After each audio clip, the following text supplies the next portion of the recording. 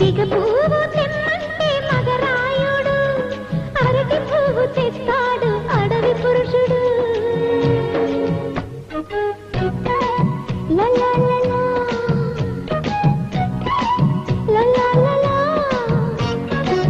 సంగమామ కంచం ఎట్టి సన్నజాజి పువ్వు పెట్టి, సందె మసక చీర గట్టి సందు చూసి కన్నుగొట్టి.